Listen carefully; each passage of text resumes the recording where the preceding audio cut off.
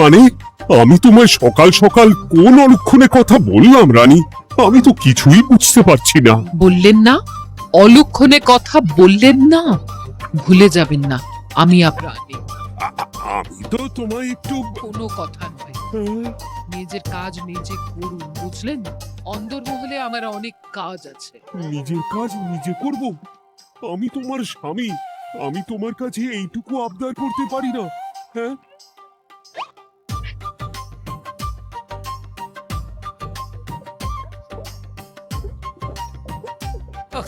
আজ গিন্নির সাথে বচসা করতে গিয়ে দেরি হয়ে গেল।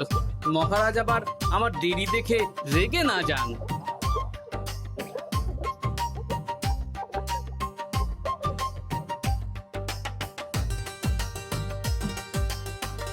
হ্যাঁ, এই কথাটা খুব একটা মন্দ বলনি মন্ত্রী।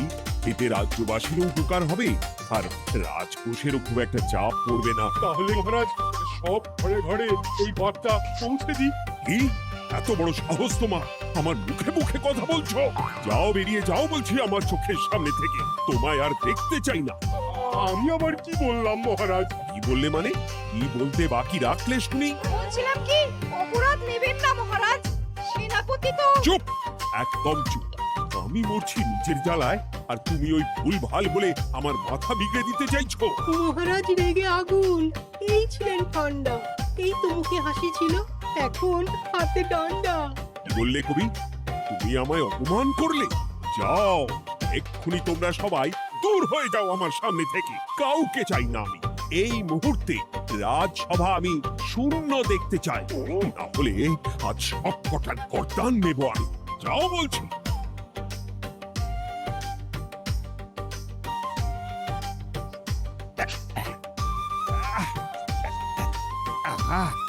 একটু শান্তি হলো। ভেবেছিলাম রাজসভায় করব তাই রে নাই রে, রাজা দিলেন ঘাড় ধাক্কা, এখন সবাই বাইরে। এ তো তোমার জন্য। তুমিই তো বেমক্কা একটা এমন কবিতা বললে। কেন এইভাবে চড়ছেন মন্ত্রী মশাই? দোষ তো আপনারও। আপনি তো কি একটা বলে রাজা মশাইয়ের মাথা গরম করে দিলেন। আমি আবার কি বলেছি? আরে মহারাজ তো সেনাপতির ওপর রেগে গেলে। আরে বাবা, আমি আবার কি করলাম? পণ্ডিত মশাই কি সব বলে দিলেন, তখনই তো মহারাজ। এই আমার নামে একটা অসাধু বাক্য বললেই আমি কিন্তু। একই কাণ্ড! কৃষ্ণনগর রাজসভার সভারত্নরা বাইরে বের হয়ে কি মহা হট্টগোল শুরু করলেন। মহারাজ সবাইকে একসাথে ঘাড় ধাক্কা দিয়েছেন। ওরে বাবা, এতগুলো ঘাড়ে রাজামশাই একসাথে ধাক্কা দিলেন কিভাবে? আচ্ছা, দোষটা কে করলো? দোষ করেছে ও, দোষ করেছে ও। দোষ করেছে ও। দোষ করেছে ও। এবারেও কেউ একমত হতে পারলেন না কে দোষ করেছে। আচ্ছা বেশ, কি হয়েছে কেউ একটা খুলে বলুন দেখি। আমি বলছি, মহারাজ বেশ খোশ মেজাজি ছিলেন, কিন্তু হঠাৎ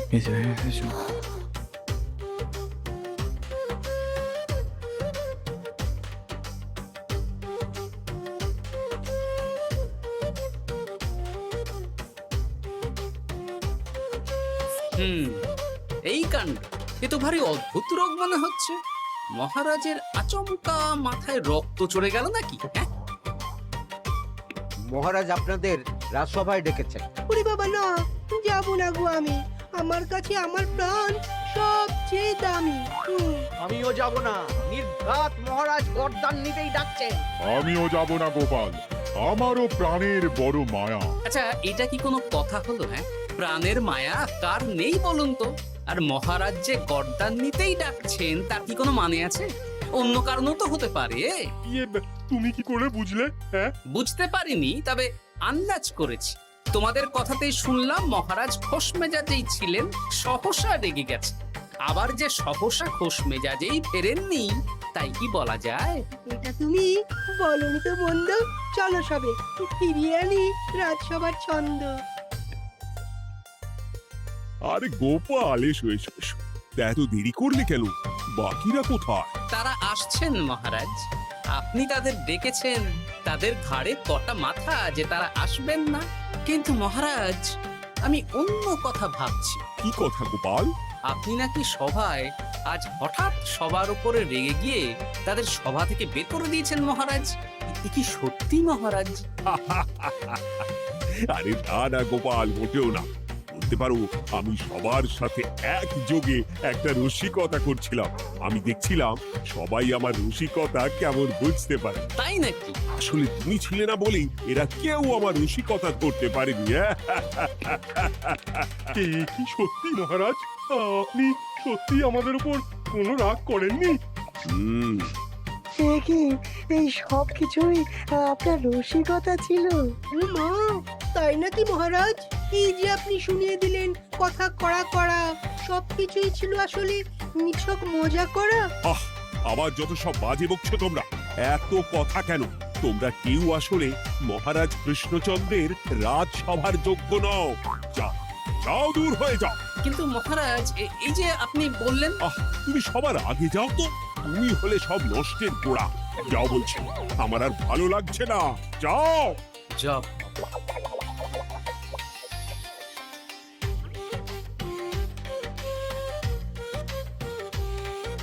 কি বুঝছেন? না না না, আমি তো সবই ঠিক দেখছি রানীমা। হ্যাঁ, এটা ঠিক যে হাড়ির গতি কিঞ্চিত চঞ্চল বটে, তবে তা তো হতেই পারে। বাকি সবটাই ঠিকই আছে। তাহলে এমন হচ্ছে কেন? মহারাজ এইভাবে যখন তখন রেগে যাচ্ছেন কেন? আজ শুনলাম আপনাদের সভা থেকে দুবার বের করে দিয়েছেন, আবার ফিরিয়ে এনেছেন। হুম, হুম, হুম। আমি ওষুধ পাঠিয়ে দিচ্ছি, আর মহারাজের কিঞ্চিত বিশ্রামের দরকার। হ্যাঁ, তোমার মাথা আর আমার মুন্ডু বলি আমি বিশ্রাম নিলে রাজকার্যকে চালাবে শুনি তুমি, নাকি ওই অকর্মার ঢেকি মন্ত্রী? না মানে ওই আমি। যাও, আর আমার কথা বলতে ভালো লাগছে না। আমাকে একটু একা থাকতে দাও।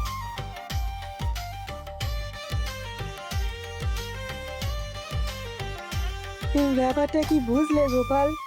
রাজবৈদ্য তো মহারাজকে দেখতে রাজবাড়িতে গেছেন। কি মনে হয়? গতকালও আমি যখন বাগানে গেলাম,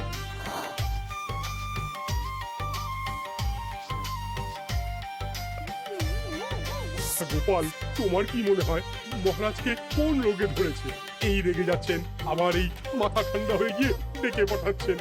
আমি বলি কি গোপাল, তখন সবার সামনে বলিনি বটে, তবে এখন তোমার সামনে স্বীকার করতে বাধা নেই। কি কথা বিজ্ঞানী? মহারাজের এই রাগের কারণ হয়তো আমি। আমার মনে হয় আমার দোষেই উনি এরকম বারবার রেগে যাচ্ছেন। কেন? আসলে মহারাজ আমাকে একটা মাথা যন্ত্রণা সারার ওষুধ আবিষ্কারের দায়িত্ব দিয়েছিলেন, তো আমি অনেক চেষ্টা করেও সেই ওষুধটা আবিষ্কার করতে পারিনি। যেটা আবিষ্কার করেছি তাতে সেরকম কাজ হচ্ছে না। আমার মনে হয় ওনার মাথা ব্যথা থেকে এরকম হচ্ছে। সে যাই হোক, তুমি কিছু একটা করো গোপাল। মহারাজের অসুখ কিভাবে সারানো যাবে সেটা নিয়ে কিছু একটা ভাবো। ভাবতে তো হবেই। আজ সন্ধেবেলায় তুমি তোমার বাড়িতে বাকি সভাসদদের ডেকে আন, আমি সমাধান সঙ্গে নিয়ে সময় মতো চলে আসবো। আচ্ছা বেশ, তাই হবে। আমি এখনই বাকিদের খবর দিয়ে দিচ্ছি। আর বিজ্ঞানী, একটু এদিকে এসো তো, একটা কথা আছে।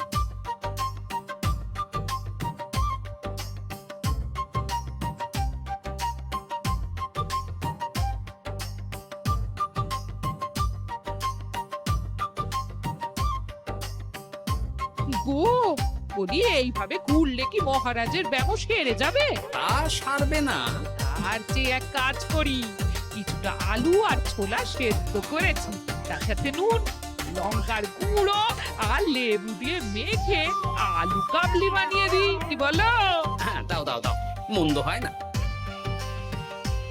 মহারাজের মন উচ্চাটন, তার কি কারণ? মাঝে মাঝে আসছেন আর মহারাজ রেগে আগুন হয়ে যাচ্ছেন, আবার যেই সে ব্যামো ঠিক হয়ে যাচ্ছে মহারাজ সেই আগের মতন। তার উপর আবার সভাসদেরা মনে করছে তাদেরও কোনো দোষ আছে। তাহলে দুয়ে দুয়ে চার করতে হবে, কিন্তু কিভাবে কিভাবে কিভাবে? এই নাও আলু কাবলি খেয়ে পেট ঠান্ডা করে নাও দেখি। বেশ কিছুদিন আগে বিজ্ঞানী লেবুর রসের জাদুর কথাই তো বলছিল। আচ্ছা গিন্নি, তুমি তোমার বিয়ের সময় তোমার বাবার মুদির দোকানের একটা কাঠের ছোট বাক্স পেয়েছিলে না, যাতে শ্বশুর মশাই মোহর রাখতেন? উমা, সে বাক্স তো ঝুলকালি মেখে আছে গো, তা দিয়ে তোমার কি হবে? ঝুলকালি লেগেছে? বাবা বাবা বাবা, তাতে তো আমার কাজ আরো ভালো হবে। যাও যাও যাও, নিয়ে এসো দেখি। আমি ততক্ষণে বেশ খানিকটা অদৃশ্য কালি বানিয়ে ফেলি। না না, আমি তো বলছি মহারাজের কোনো রোগ নেই, সামান্য উদ্বেগ ছাড়া আর কোনো সমস্যাই নেই মহারাজের। তাহলে মহারাজ আমাদের এই তুর্কি নাচন কেন নাচাচ্ছেন শুনি, মস্করা করে? তাই তো উত্তর জানা চাই তো। আর এই যে এত জরুরি তলব পাঠিয়ে গোপাল আমাদের ডেকে পাঠালো, তার তো টিকিরও দেখা নেই। গোপাল কি করবে শুনি? যে রোগ আদপেই নেই সেই রোগ কিনা ওই গোপাল ছাড়াবে?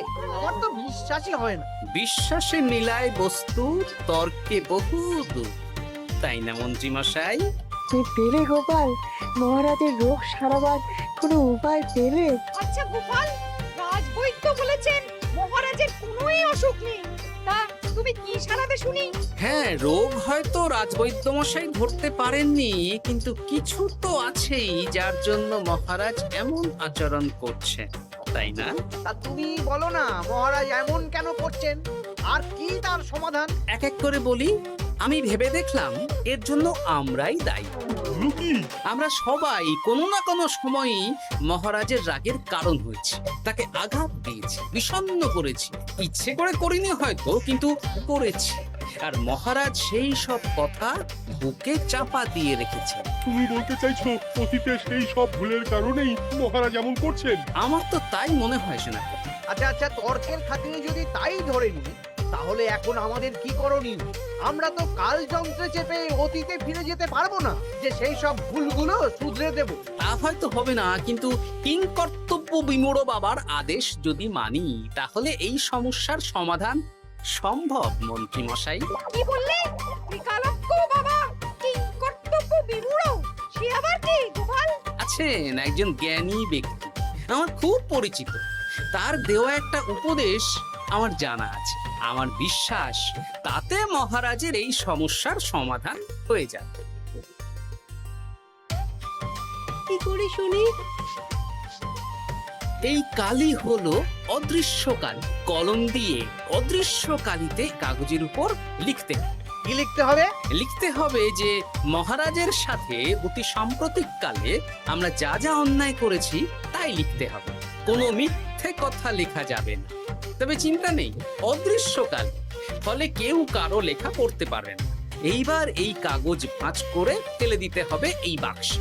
বাক্সে তালা, তার চাবি থাকবে মন্ত্রী মশাইয়ের কাছে। আবার আমার কাছে কেন? পরে যাতে কোনো সন্দেহ না করেন, যা সন্দেহ বাতিক মৌন আপনার। বললে এইবার এই বাক্স সারা রাত নদীর ধারে বটতলায় পড়ে থাকে, চাঁদের আলো পান করবে। তারপর সকালে আমরা সবার সামনে এই বাক্স ফেলে দেব নদীর জলে। সবার অন্যায় সারা রাত চাঁদের আলো পান করে শুদ্ধ হয়ে ভেসে যাবে নদীর জলে। ব্যাস ব্যাস, আমরা সবাই পাপ মুক্ত হয়ে যাব। একদম সবাই শুদ্ধ হয়ে যাব, আর মহারাজের ব্যামো সেরে যাবে। কিন্তু তুমি কোনো চালাকি করছো না তো গোপাল? অদৃশ্য কালিতে লেখার সাথে আমি আর কোন চালাকি করব মন্ত্রী মশাই? দেখুন, আমি একটা কাগজে লিখছি। কি কিছু বোঝা যাচ্ছে? সত্যি তো কিছু বোঝা যাচ্ছে না যে আদৌ কিছু লেখা হয়েছে কি হয়নি। তাহলে লেখা শুরু করা যাক। এক এক করে লিখুন আর কাগজ ভাঁজ করে বাক্সে ভরে দিন। আর হ্যাঁ, একদম মিথ্যে কথা লিখবেন না, তাহলে কিন্তু লেখাগুলো অদৃশ্য থাকবে না, ফুটে উঠবে। আচ্ছা গোপাল, বুঝেছি। কলম কালি মন, লেখে 3 জন। মিথ্যে কথা লিখে দিলেই ঘটবে অঘটন। আমি বাক্সটা নদীর পাড়ে সঠিক জায়গায় রেখে আসবো। তারপর কাল সকালে সবাই মিলে এই বাক্স ফেলে দেব নদীর জল। ঠিক আছে?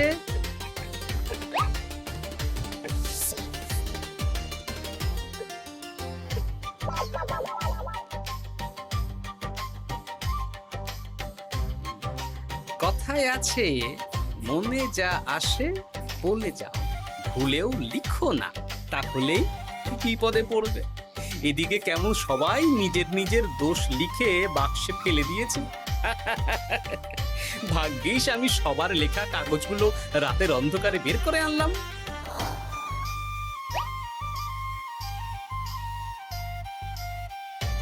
এইবার এই কাগজগুলো ঢুকিয়ে দিলেই কেল্লা ফতে। এখন সবার পাপের স্বীকারোক্তি আমার হাতের মুঠোয়।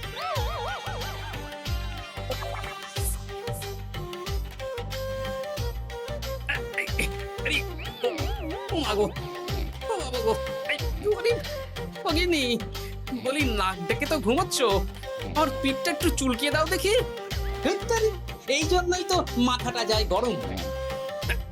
আরে এই সহজ ব্যাপারটাই তো আমি বুঝতে পারিনি। মহারাজের অসুখ তাহলে এই। যা, এই রাতের বেলাতেই একসাথে একটা ঢিল পেয়ে গেছি। এক ঢিলে মারবো 2 পাখি। রাজার অসুখও সারবে, আবার সব কটা পাজি শায়েস্তাও হবে। হ্যাঁ,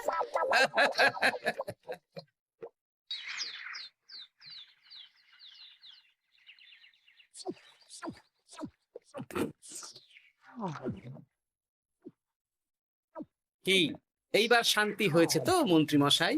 যেমন অদৃশ্য লেখা ছিল সেরকমই আছে তো? কিন্তু এতে কি মহারাজের রোগ সেরে যাবে? যাবে না মানে? মনে করুন সেরে গেছে।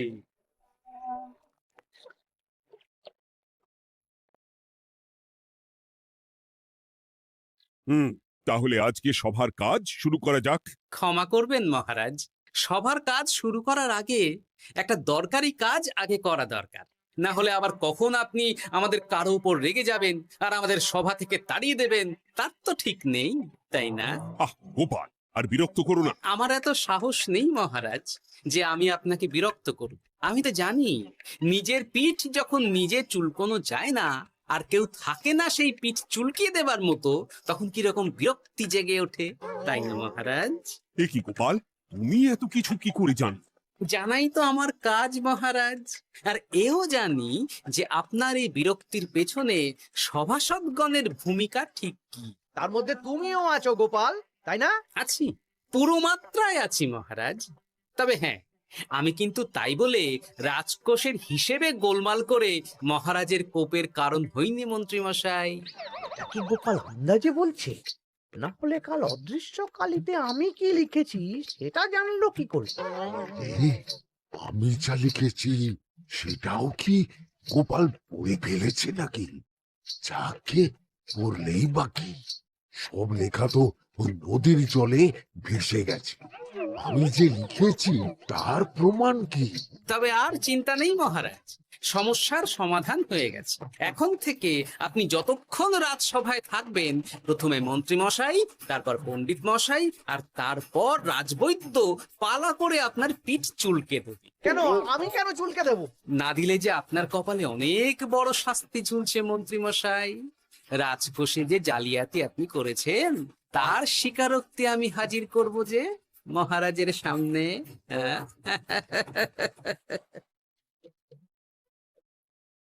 এই নিন মহারাজ, মন্ত্রী মশাইয়ের পাপের স্বীকারোক্তি।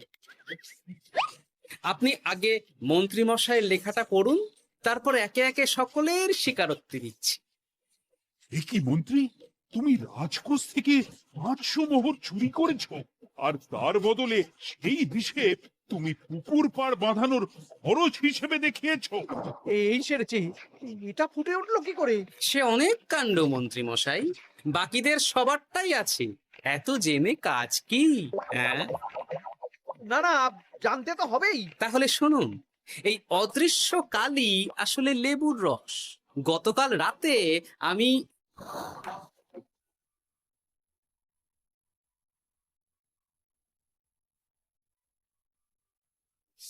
এবার লেবুর রসে অদৃশ্য লেখা কেন বা কিভাবে ফুটে উঠলো সেটা বিজ্ঞানী বোঝাবে। লেবুর রসে লেখা আগুনের তাপে